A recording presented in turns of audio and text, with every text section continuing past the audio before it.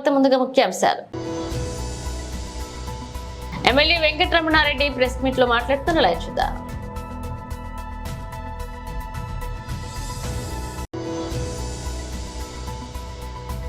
విశాఖపట్నం నుంచి మాజీ MP MVV Satyanarayana press meet.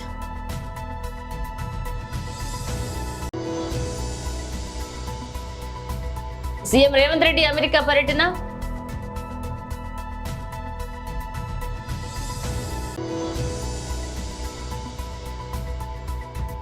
పట్టు పరిశ్రమను పరిశీలించిన సీఎం చంద్రబాబు. ఎమ్మెల్యే శ్రీ వెంకటరమణారెడ్డి మీడియాతో మాట్లాడుతున్నారు. లైవ్ చూద్దాం. ఇతర నాయకులు కూడా ఈ యొక్క సమావేశంలో పాల్గొన్నారు. ముందుగా శ్రీ వెంకటరమణారెడ్డి గారిని మాట్లాడాల్సిందిగా కోరుతున్నాం.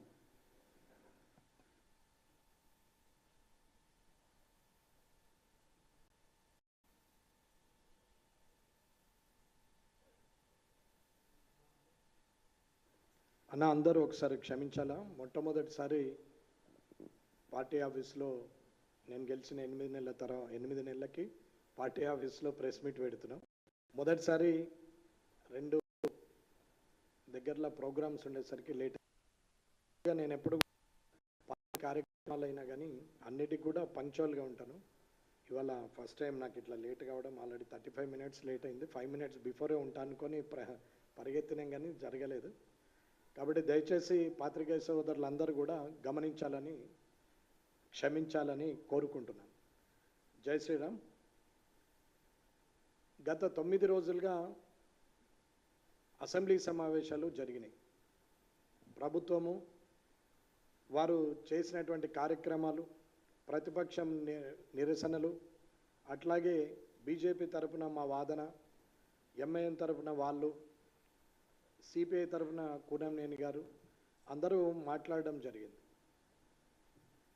ప్రభుత్వము ఎంతసేపు మొదటి రోజు సంతాప తీర్మానం, రెండో రోజు బడ్జెట్ అంకెల గారెడితోనే చేశారు, మూడవ రోజు బడ్జెట్ మీద సమీక్ష అని చెప్పి వారు చేసింది వారి సభ్యులతోనే 10 మందితో చెప్పించుకోవడం తప్ప ఎదుటి వాళ్ళకి అవకాశం ఇవ్వడం జరగలేదు. 4వ రోజు గొడవ, 5వ రోజు నిరసన, 6వ రోజుకి వచ్చేసరికి మళ్ళీ గొడవ, 7వ రోజు నల్లబాడ్జీలు, 8వ రోజు బైకాటు, 9వ రోజు నాడు మధ్యలో నుంచి మళ్ళీ బైకాట్ చేసి వాళ్ళు వెళ్ళిపోయారు టీఆర్ఎస్ వాళ్ళు. గౌరవ ముఖ్యమంత్రి రేవంత్ రెడ్డి గారు ఆలోచించాల్సిన విషయాలు చాలా ఉన్నాయి, చేయాల్సిన పనులు చాలా ఉన్నాయి. ప్రజలు తిరస్కరించి గత ప్రభుత్వము తప్పు చేసిందని చెప్పే గత ప్రభుత్వమును ప్రతిపక్షంలో కూర్చోబెట్టింది.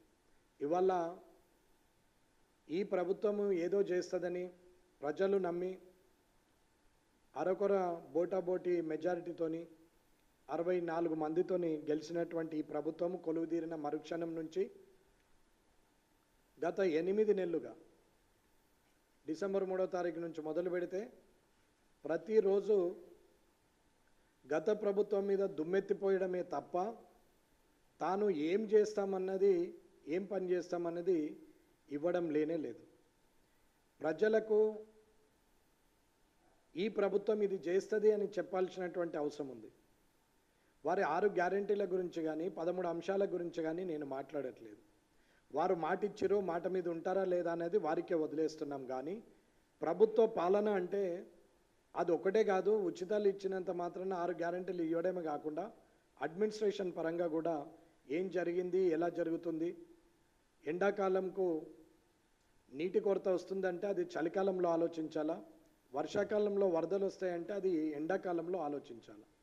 అలాంటిది ఇడిచిపెట్టి ప్రతి నిమిషము గత ప్రభుత్వం ఇట్లా చేసింది అట్లా చేసింది అని చెప్పి ఎప్పుడు విమర్శిస్తూ సమయాన్ని జరపడమే తప్ప ఎలాంటి ఉపయోగం లేని పరిస్థితిలో రేవంత్ రెడ్డి గారి ప్రభుత్వము చేస్తూ ఉన్నది. అసెంబ్లీలో చూస్తే ఆయన మాట్లాడిన దాని ప్రకారంగా ఇవాళ నిరుద్యోగుల గురించి జాబ్ క్యాలెండర్ కానీ, లేదా హైదరాబాదు మెట్రో సిటీ దాని గురించి అభివృద్ధి విషయంలో కానీ, మూసీ నది ప్రక్షాళన గురించి కానీ, అట్లాగే వారు రుణమాఫీ గురించి కానీ మాట్లాడుతూ పోతున్నారు. అప్పుల కుప్పగా చేసిండ్రు. తెలంగాణలో ఎటువంటి తెలంగాణ ముఖ్యమంత్రి రేవంత్ రెడ్డి అమెరికా పర్యటనలో పర్యటిస్తున్నారు.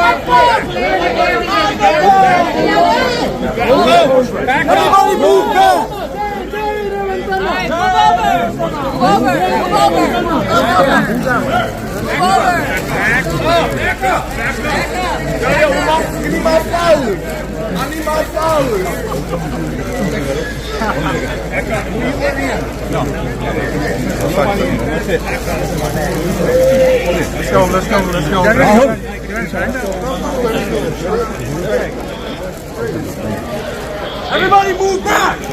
Everyone move back! Back up! Back up! Back up! You need to back up! Back up! Back up, man. You guys gotta step back a little bit.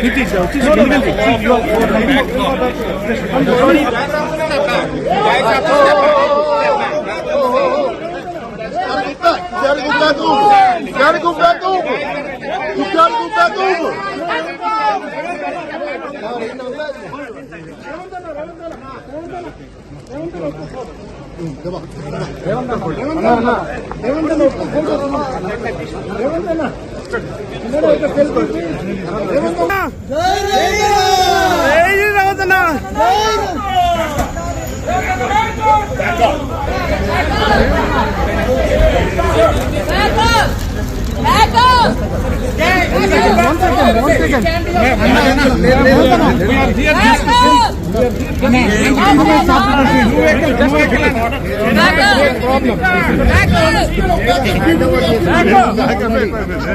Let him go in first. You guys need to...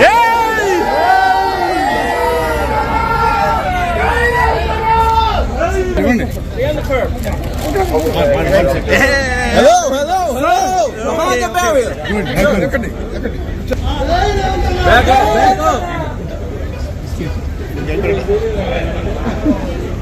పట్టు పరిశ్రమను పరిశీలించారు CM Chandrababu Naidu.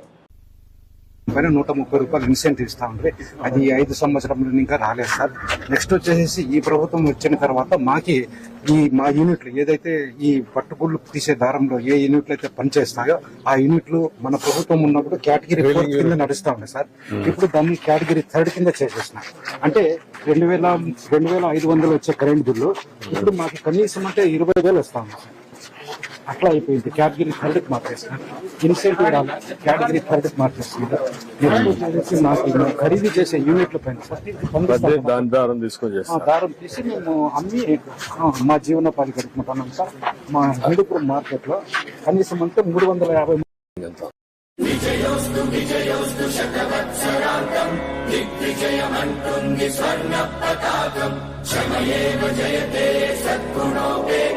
Chandranna కీర్తికి శుభమస్తు నిత్యం.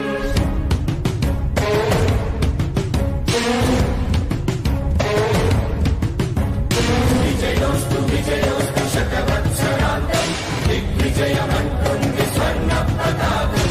ఎగిరింది మన పసుపు జెండా, కష్టాల కన్నీళ్లు తని చేరకుండా నిలిచింది ఈ తెలుగు జెండా. నవ్యాంధ్ర నిర్మాత చంద్రన్న అండ, రైతు కుల బాంధవుడు శ్రామికుల సేవకుడు చంద్రన్న నాయకుడు వచ్చాడు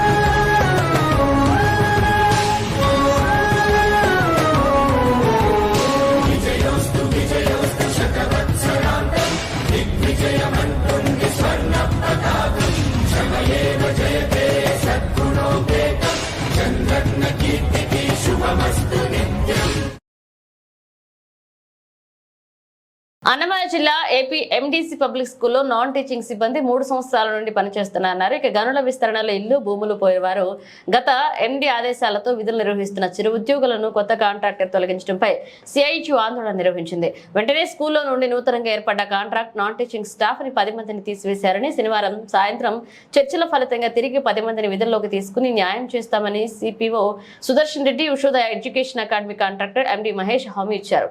గతంలో 24 మందికి ఎండీ అప్రూవల్ ఇచ్చారన్నారు. విద్యార్థుల సంఖ్య పెరగడం కారణంగా అవసరాల రీత్యా ఇల్లు పోయిన వారు మరొక 10 మందిని తీసుకున్నారని, వారిని ఎండీ అప్రూవల్ లేకుండానే గత కాంట్రాక్టర్ 8,000 వేతనం ఇచ్చారని తెలిపారు. పాత వారికి సిఐటియు పోరాట ఫలితంగా 12,000కు పెంచడం జరిగిందన్నారు. అదే పని చేస్తున్న వీరికి కూడా వేతనాలు పెంచివ్వాలన్నారు. వెంటనే తీసివేసిన వెంటనే విధులకు తీసుకోవాలి. సిఐటియు జిందాబాద్, సిఐటియు జిందాబాద్, సిఐటియు జిందాబాద్. వర్ధిల్లాలి కార్మికుల ఐక్యత, వర్ధిల్లాలి. ఎంఆర్పీఎస్ 60 ఏళ్ల పోరాటంలో మాలాంటి వారు తెలుగు రాష్ట్రాలు ఎన్నో ఇబ్బందులు, కేసులు, జైలు జీవితాలు, శాంతియుత పోరాటాలు, మాదిగ బిడ్డల బలిదానాలతో వచ్చిన తీర్పు ఎంఆర్పీఎస్ పల్నాడు జిల్లా కరీంనగర్ కోట సుబ్బమాదిగ మాట్లాడడం జరిగింది. ఇక త్వరితగిన ఆంధ్రప్రదేశ్ అసెంబ్లీలో షెడ్యూల్ కులాల రిజర్వేషన్ల వర్గీకరణ బిల్లును పాస్ చేయాలని గౌరవ ఆంధ్రప్రదేశ్ ముఖ్యమంత్రి వర్యుడు నారా చంద్రబాబు నాయుడు గారిని పల్నాడు జిల్లా తరపున కోరడమైంది. శ్రీ ఉసురుపాటి బ్రహ్మయ్య మాదిగ గారి నాయకత్వంలో ఆధ్వర్యంలో ఈరోజు స్థానిక నర్సరావుపేట పల్నాడు జిల్లా హెడ్ క్వార్టర్ అయినటువంటి నర్సరావుపేట డాక్టర్ బిఆర్ అంబేద్కర్ గారికి పాలాభిషేకం చేయడం జరిగింది. ఈ పాలాభిషేకం యొక్క ముఖ్య ఉద్దేశం ఈ దేశంలో అణగారిన వర్గాలకు భారత రాజ్యాంగంలో రిజర్వేషన్ కల్పించినటువంటి మహోన్నతమైన వ్యక్తి. ఆ రిజర్వేషన్లు ఏ ఒక్క కులానికి కాదు, షెడ్యూల్ క్యాస్ట్లో ఉండబడే 59 కులాలకు నేను రిజర్వేషన్లు రాస్తున్నానని మహనీయుడు రాజ్యాంగంలో చెప్తే, ఆ రాజ్యాంగం అమలైనాక దేశానికి స్వాతంత్రం వచ్చినాక ఈ రాష్ట్రంలో రిజర్వేషన్లు అనేవి ఏకపక్షపాతంగా అమలవుతున్నాయని రుజువయ్యి దాదాపు 30 ఏళ్ళు మాదిగ ఉపకులాలు ఎన్నో పోరాటాలు చేశాం, ఎన్నో త్యాగాలు చేశాం, జైలు జీవితం అనుభవించాం, నా బిడ్డలు చచ్చిపోయినరు, ఎన్నో తగలబెట్టుకున్నాం.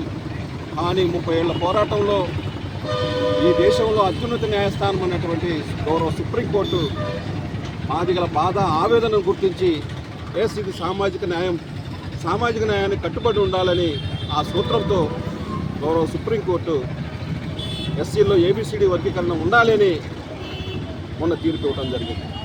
ఈ తీర్పు వెనుక మా లాంటి వాళ్ళు ఎంతోమంది త్యాగాలు, జైలు జీవితాలు ఉన్నాయి. ఎంఆర్పిఎస్లో పనిచేసినటువంటి ప్రతి కార్యకర్త కుటుంబాలు రోడ్డును పడ్డాయి. కుటుంబాలు, భార్య, బిడ్డలు వదిలిపెట్టిపోయినటువంటి పరిస్థితులు ఎంతోమంది బిడ్డలకు ఇవాళ ఉన్నారు. కాబట్టి మేము ఏ లక్ష్యం కోసమైతే కేసులు పెట్టుకొని జైలు పాలైనమో ఆ లక్ష్యం సాధించుకున్నాము. మాకు చాలా సంతోషం. కానీ వ్యక్తులుగా మా మీద కేసులు ఉన్నాయి. ఆ కేసులు ఇప్పుడు కూడా వాయిదాలు తిరుగుతూ ఉన్నాం. దాన్ని గ్రహించాలని, గుర్తుపెట్టుకోవాలని విజ్ఞప్తి చేస్తున్నాం. అదే పందాలో గౌరవ చంద్రబాబు నాయుడు గారు 99లో ప్రత్యేక ఆర్డినెన్స్ తీసుకొచ్చాడు ఎస్సీ వర్గీకరణ కోసం, మాదిగల కోసం. అప్పుడు ఆయన ఆర్డినెన్స్ తీసుకొచ్చినప్పుడు రాష్ట్రపతి కేఆర్ నారాయణన్ గారు ఆమోదంతో ఆనాడు వర్గీకరణ జరిగింది. 2004 వరకు వర్గీకరణ జరిగితే మాదిగ ఉపకులాల్లో చాలా ఉద్యోగాలు వచ్చాయి. 2004లో మాలల్లో ఉండబడే కొంతమంది స్వార్థపరులు గౌరవ సుప్రీంకోర్టును ఆశ్రయించి ఆనాడు ఇది రాష్ట్రానికి పరిధి కాదు, సుప్రీంకోర్టులో ఉంది, దేశవ్యాప్తంగా జరగాలని ఆనాడు కొట్టివేయడం జరిగింది. 2004లో కొట్టివేస్తే 20 ఏళ్ళు 2024లో తీర్పు వచ్చింది. అంతిమంగా న్యాయమే గెలిచిందని ఈ సందర్భంగా తెలియజేస్తూ, అదేవిధంగా ఆనాడు ముఖ్యమంత్రి చంద్రబాబు నాయుడు గారు ఏ ఉద్దేశంతో ఆర్డినెన్స్ తీసుకొచ్చిండో అదే ఆర్డినెన్స్ ఇవాళ అమలైందంటే దేశవ్యాప్తంగా గౌరవ చంద్రబాబు నాయుడు గారికి మేము మరోసారి పల్నాడు జిల్లా తరఫున ధన్యవాదాలు తెలియజేస్తూ, ఏదైతే సుప్రీంకోర్టు ఇంప్లిమెంటేషన్ ఉందో ఆ సుప్రీంకోర్టు ఇచ్చినటువంటి రాష్ట్రాలకు అధికారాలని త్వరలో చంద్రబాబు నాయుడు గారు అసెంబ్లీలో తీర్మానం పెట్టాలని, తీర్మానం బట్టి పార్లమెంటుకు పంపాలని ఈ సందర్భంగా తెలియజేస్తూ ముగిస్తున్నాం. జై భీమ్, జై జీవన్, జై బ్రహ్మయ్య మాదిగ. విశాఖపట్నం నుంచి మాజీ ఎంపీ ఎంవివి సత్యనారాయణ విలేకరుల సమావేశంలో మాట్లాడుతున్నారు. అలా చూద్దాం. వాటి గురించి చూసి కూడా బాధపడినా బాధపడకపోయినా దాని గురించి చూస్తూ ఉన్నాం, చూసి ఏం మాట్లాడకుండా ఉన్నాం. కానీ అది రోజు రోజుకి వాస్తవాలు కాని అవాస్తవాలు కూడా వాస్తవాల కింద ప్రజలకి ఇంజెక్ట్ చేసి నమ్మించే పరిస్థితి కూడా ఈరోజు తీసుకొస్తే చాలా బాధ కలిగిన పరిస్థితిలో ఈరోజు ప్రెస్ మీట్ పెట్టడం జరిగింది. నా కుటుంబ సభ్యులు, నా భార్య, నా కుమారుడు ఇద్దరినే మా స్నేహితులు, మా చార్టెడ్ అకౌంటెంట్ జీవి గారిని 48 గంటల పాటు చిత్రహింసలు పెట్టి వాళ్ళని చావు వరకు తీసుకెళ్ళి చివరికి వాళ్ళిద్దరిని వెనకాల సీట్లో కూర్చోబెట్టి నా కుమారుడిని వెనకాల కారు డిక్కీలో పడుకోబెట్టి సినిమా పక్కీలో అతను కిడ్నాప్ చేసిన వ్యవహారాన్ని అయ్యో పాపం అంటం పోయి దాన్ని ఇంకా కూడా రాళ్ళతో కొట్టి దీని వెనకాల ఏముందో, ఏం కుట్రకోణం ఉందో అని చెప్పేసి ముందుకు తీసుకెళ్లి కార్యక్రమాన్ని చాలా బాధ కలిగించింది. ఈరోజు కూడా ఎలక్షన్లు అయినాయి, ఓట్లు వేశారు, గెలిచిన వాళ్ళు గెలిచారు, ఓడినోళ్ళు ఓడారు, అయిపోయింది, రాజకీయం అయిపోయింది, ఎవరి పనులు వాళ్ళు చేస్తారు. గెలిచిన పార్టీలు ఇచ్చిన హామీల మీద దృష్టి పెట్టాలి, ఓడిన పార్టీలు ఇచ్చిన హామీలు అమలు చేసే దాని మీద వాళ్ళని క్వశ్చన్ చేయాలి. అవన్నీ పక్కన పెట్టి వ్యక్తిగత ప్రతిష్టను దెబ్బతీసే విధంగా, వ్యక్తిగతంగా కక్ష తీర్చుకునే విధంగా రకరకాలుగా వార్తలు ప్రచారం చేస్తూ ఉన్నారు. దానికి నేను బాధతో ఈరోజు ఈ ప్రెస్ మీట్ పెట్టడం జరిగింది. ముఖ్యంగా విశాఖ ఎంపీ చుట్టూ బిగుస్తున్న వచ్చు. ఈరోజు ఒక ప్రముఖ దినపత్రిక ఈనాడులో ఈరోజు వార్త రావడం జరిగింది. అదేవిధంగా నిన్న మొన్న ప్రశ్నల వర్షం, ఎంఈవి కుటుంబ సభ్యులు కిడ్నాప్ మిస్టరీపై పోలీసులు గురి. సరే, ఇప్పుడు నేను ఒకటి అడుగుతా ఉన్నా, దీంట్లో వీళ్ళ రాసిన దాంట్లో సారాంశం ఏంటంటే, ఫస్ట్ నుంచి చాలా రోజుల నుంచి చాలాసార్లు చెప్పుకొస్తా ఉన్నారు, నేను పట్టించుకోలేదు దానికోసం. హేమంత్కి నాకు ఏదో సంబంధాలు ఉన్నాయని, హేమంత్తో నేనే కొన్ని వ్యవహారాలు సెటిల్మెంట్లు చేయించానని, దాని వలన అతనికి నాకు ఫైనాన్షియల్గా ప్రాబ్లం ఏదో డిస్టర్బెన్సెస్ వచ్చి అతని మీద నాకు కక్ష కట్టి నా కుటుంబాన్ని కిడ్నాప్ చేశాడని డబ్బుల కోసం చెప్పుకుంటూ వచ్చారు. సరే, ఎవరికి నచ్చిన స్టోరీలు రాసుకున్నారు. దాంట్లో వాస్తవాలు ఏంటో మాకు తెలుసు, బాధపడిన కుటుంబానికి తెలుసు, మా భార్యకి తెలుసు, మా కుమారుడికి తెలుసు, మా స్నేహితుడు జీవి గారికి తెలుసు. ఆ బాధ ఎంత పెయిన్ఫుల్గా ఉంటుందో, ఏ రకంగా వాళ్ళ ప్రాణాలు పోయి చచ్చి బతికి వచ్చారనేది వాళ్ళకి తెలుసు, ఆ బాధ అనిపించిన వాళ్ళకి తెలుసు. సరే, జరిగింది ఏదో జరిగింది, మన కర్మ అనుకున్నాం, బాధ అనుకున్నాం, అయిపోయింది అది అయిపోయింది. సరే, ఇప్పుడు ఈ కొత్తగా ఏంటంటే, దీంట్లో ఈ కేసుని తిరిగి ఎంక్వైరీ చేసి దీని వెనక కారణాలు ఏంటో తీయాలని మళ్ళీ మొదలుపెట్టారన్నారు. చాలా మంచిది, దీనికోసం పూర్తిగా ఎంక్వైరీ చేయండి. ఆ రోజు ఇదే డిపార్ట్మెంట్లో పోలీస్ ఆఫీసర్లు ఎంక్వైరీ చేశారు, సిఐ నుంచి ఏసీపీలు, డీసీపీలు, సిపిలు అందరూ ఎంక్వైరీ చేశారు. ప్రతిదానికి ఆధారాలతో వాళ్ళు రిపోర్టులు తయారు చేశారు. ఏం చేశారో మేము చూడలేదు, రిపోర్టులు సబ్మిట్ చేశారు, కోర్టుకు ఫైల్ చేశారు. అదేవిధంగా ఈరోజు కూడా మళ్ళీ చేయమనండి, చేసి దాని వెనక ఎవరున్నారు, దాని వెనక ఏం జరిగింది, ఎందుకు చేయవలసి వచ్చింది, పూర్తిగా ఎంక్వైరీ చేసి మరొక్కసారి దాని మీద విచారణ జరిపించమని కూడా నేను కూడా కోరుతా ఉన్నా డిపార్ట్మెంట్ని, ప్రభుత్వాన్ని. రెండోది, హేమంత్కి నాకు ఉన్న సంబంధాల వల్ల ముఖ్యంగా ఇది చాలా దారుణమైన రాత. ఇది 12 స్థలాలు, 5 విల్లాలు, 5 కార్లు నేను ఇచ్చానని, అదేవిధంగా బెంగళూరుకు సంబంధించిన మా కోడల గారి తండ్రి సత్యనారాయణ గారు లాస్ట్ ఇయర్ జనవరిలో పెళ్ళయింది. ఆయనకి ఈ ఊరు కోసం కానీ ఈ ప్రాంతం కోసం కానీ ఏమీ తెలియదు, ఆయనకి సంబంధాలు కూడా లేవు. అటువంటిది ఓన్లీ మాకు నచ్చిన సంబంధం, మాకు తెలిసిన వ్యక్తులు కాబట్టి మేము పెళ్లి చేసుకున్న పాపను ఇక్కడ తెచ్చుకున్నాం. ఆయన దగ్గర కూడా వెళ్ళిపోయి ఆయన కూడా ఇందులో ఇరికించేసి సత్యనారాయణ గారు హేమంత్కి ఎందుకు గిఫ్ట్లు ఇవ్వాల్సి వచ్చింది. సరే, బాగుంది అన్నీ కూడా. నేను ఒకటే ప్రశ్నిస్తా ఉన్నా, ఎవరైతే రాశారో దీంట్లో ముఖ్యంగా ఏమని రాశారంటే, గత నుంచి చెప్పుకొస్తా ఉన్నారు, హేమంత్ అనే వ్యక్తి ముద్దాయి, ఒక హత్యా నేరంలో ముద్దాయి. 2019లో ఒక కార్పు కౌన్సిలర్ని చంపేసి అప్పటి నుంచి విచారణ జరిగి ఇప్పుడు జీవిత ఖైదు అనిపిస్తున్న ముద్దాయి అతను ఉత్తరం రాసి, సంతకం లేని ఉత్తరం, అతను జైలు నుంచి విచారణకు వచ్చినప్పుడు స్నేహితుడికి ఇస్తే స్నేహితుడి ద్వారా బయటకు వచ్చిందని వాళ్ళు రాసిన కథాంశం. అసలు జైల్లో శిక్ష అనిపిస్తున్న ముద్దాయి ఎవరైనా సరే వితౌట్ జైలు సూపరింటెండెంట్ కానీ జైలు స్టాఫ్ పర్మిషన్ లేకుండా ఏ ఉత్తరం కానీ ఏ ఫోన్ కాల్ కానీ బయటకు మాట్లాడకూడదు. మాట్లాడితే అది నేరం. అటువంటిది జైలు నుంచి ఇక్కడ కోర్టుకు వచ్చినప్పుడు ఒక సంతకం లేని ఉత్తరం, హేమంత్ సంతకం లేదంటే ఉత్తరం, ఆ ఉత్తరం హేమంత్ రాశాడా ఎవరైనా ఏం ఆన్సర్ లేదు, క్వశ్చన్ తప్ప. ఆ ఉత్తరం వచ్చింది, దాంట్లో 12 స్థలాలు 5 కార్లు, 5 బంగళాలు, విల్లాలు నేను వాళ్ళకి ఇచ్చానని, మా కుమారుడు తాలూకు మామగారు కూడా ఆయనకి ఇచ్చారని. బాగుంది ఇదంతా కూడా. నేను ఒకటే అడుగుతా ఉన్నా, ఈరోజు 5 కార్లు, అది కూడా మామూలు కార్లు కాదు, బెంజు, బెంట్లీ, ఆడి, జాగ్వార్ ఈ కార్లు అతను చెప్పిన దాని ప్రకారం. ఏ కారు అన్నా ఈవేళ ఒక నెంబర్ రిజిస్ట్రేషన్ అయ్యి ఉండాలి, AP 31 సో ఏ కారుకైనా. నేను ఒకవేళ గిఫ్ట్ ఇచ్చి ఉంటే 5 కార్లు అతనికి, ఏ కారు నెంబర్ గారు కార్లు నేను గిఫ్ట్ ఇచ్చాను, ఆ కార్లు ఎవరి పేరుతో రిజిస్ట్రేషన్ అయ్యి ఉన్నాయి, ఇవాళ ఎక్కడున్నాయి, ఎవరు వాడుతున్నారు ఆ కార్లు. అతను జైల్లో ఉన్నాడు కాబట్టి ఆ కార్లు ఎవరి దగ్గర ఉన్నాయి. నేను ఇచ్చుంటే ఏం చేయాలి, నేను కొని నా పేరుతో, కంపెనీ పేరుతో కానీ నా పేరుతో కానీ కొని అతను ట్రాన్స్ఫర్ చేయాలి. అంటే దానికి ఒక నెంబర్ ఉంటుంది, అది ఏ బ్రాండ్ అయినా ఒక రిజిస్ట్రేషన్ నెంబర్ ఉంటుంది, కారు బ్రాండ్ ఉంటుంది. సో ఎవరో కూడా వాడుతూ ఉండాలి కదా. కార్లు ఎక్కడైతే పడేయారు కదా, సొంతలో పడేయారు కదా కార్లు, పడేస్తున్న రికార్డు ఉండాలి. ఉంటే ఆ కార్లు ఏమైనాయి, 5 కార్లు ఎక్కడున్నాయి అంటే హేమంత్ ఎవరికైనా ఇచ్చాడా, హేమంత్ దగ్గర పెట్టుకున్నాడా అనే దానికి ఏ ఒక్కరు కూడా ప్రశ్నించలేదు. నేను ప్రశ్నిస్తా ఉన్నా, దానికి ఏమైనా ఆన్సర్ ఏదైనా దొరికితే మీరు దయచేసి నాకు చెప్పమని అడుగుతా ఉన్నా. రెండోది, 5 విల్లాలు, ఖరీదైన బంగళాలు, 5 బంగళాలు నేను గిఫ్ట్ ఇచ్చానని చెప్పి మా వియంకుడు గారు కూడా గిఫ్ట్ ఇచ్చారని చెప్పి. సరే, అసలు వియంకుడు గారికి అతను ఎవరో తెలియదు, ఈయన అతను ఎవరో తెలియదు, ఎందుకు ఆయన గిఫ్ట్ ఇవ్వాల్సి వచ్చిందో కూడా ఎవరికి తెలియదు. సరే, 5 బంగళాలు అంటే ఇదేదో ఒక పెన్నో పెన్సిలో వాచో కాదు తీసి అలా చేతికి పెట్టేయటానికి. ఒక real estate property, immovable property కానీ మూవబుల్ ప్రాపర్టీ కానీ ఏదైనా ట్రాన్స్ఫర్ చేయాలంటే దానికి ఒక రిజిస్టర్ ఆఫీస్కి వెళ్ళాలి, దానికి ఒక గిఫ్ట్ నేను రిజిస్ట్రేషన్ చేయాలి, దానికి ఒక డాక్యుమెంట్ ఉండాలి, అక్కడ ప్రాపర్టీ ఉండాలి. ఈ 5 డాక్యుమెంట్ల తాలూకా నేను గిఫ్ట్ ఇచ్చినట్టుగా ఒక గిఫ్ట్ ఈడ్ కానీ రిజిస్టర్డ్ ఆర్ అన్రిజిస్టర్డ్ ఆర్ అక్కడ ప్రాపర్టీ కానీ 5 విల్లాలు ఇచ్చాను గిఫ్ట్. 5 విల్లాలు ఎక్కడున్నాయి, 5 విల్లాలు ఒక విల్లా అని ఎవరైనా చూసారా, ఏ ప్రాంతంలోనే, ఏ లేఅవుట్లోనే, ఏ ఏరియాలో ఉన్నాయి, ఉంటే అట్ల తాలూకు డాక్యుమెంట్ ఏది, ఎవరి పేరుతో గిఫ్ట్ ఇచ్చాను, పోనీ వాళ్ళ అమ్మ పేరుతో ఇచ్చాను, వాళ్ళ నాన్న పేరుతో ఇచ్చాను, అతని పేరుతో ఇచ్చాను, వాళ్ళ తమ్ముడు పేరుతో ఇచ్చాను, ఎవరి పేరుతో గిఫ్ట్ ఇచ్చాను, 5 బంగ్లాలు ఎక్కడున్నాయి అనేది కూడా వివరాలు ఇమ్మని కూడా నేను అడుగుతా ఉన్నా. దానికి ఆన్సర్ లేదు. 12 స్థలాలు నేను గిఫ్ట్ ఇచ్చాను. 12 స్థలాలు గిఫ్ట్ ఇస్తే ఆ స్థలాలు ఏ లేఅవుట్లో ఉన్నాయి, ఎక్కడున్నాయి, ఆ 12 స్థలాలకి డాక్యుమెంట్లు ఎక్కడున్నాయి, వీటిలన్నింటికి సమాధానాలు చెప్పమని నేను అడుగుతా ఉన్నా. దీనికి ఏ ఒక్కటి కూడా ఆన్సర్ లేవు.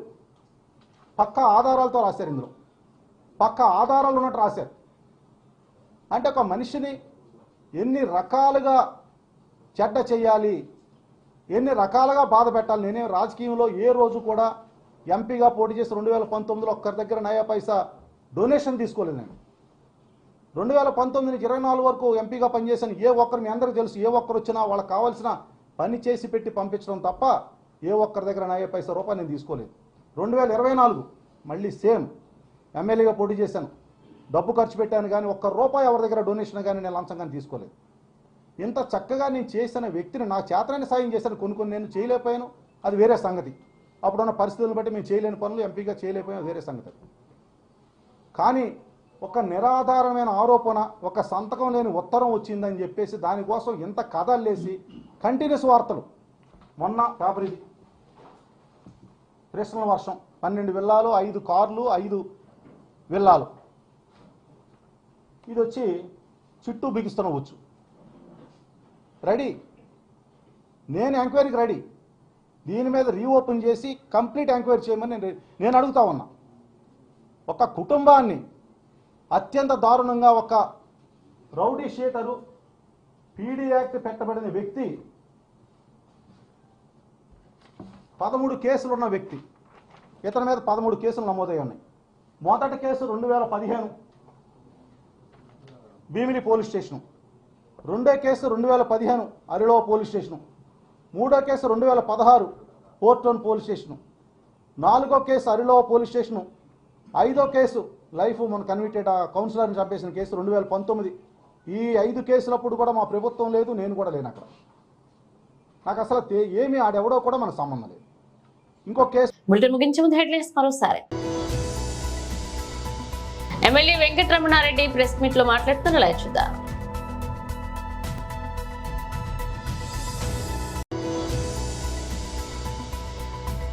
విశాఖపట్నం నుంచి మాజీ MP MVV Satyanarayana press meet.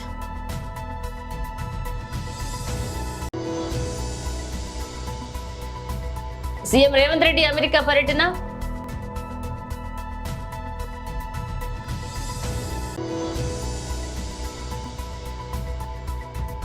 పట్టు పరిశ్రమను పరిశీలించిన సీఎం చంద్రబాబు. ఇవి బులెటిన్ అప్డేట్స్. మేడం అప్డేట్స్ తో మళ్ళీ కలుద్దాం.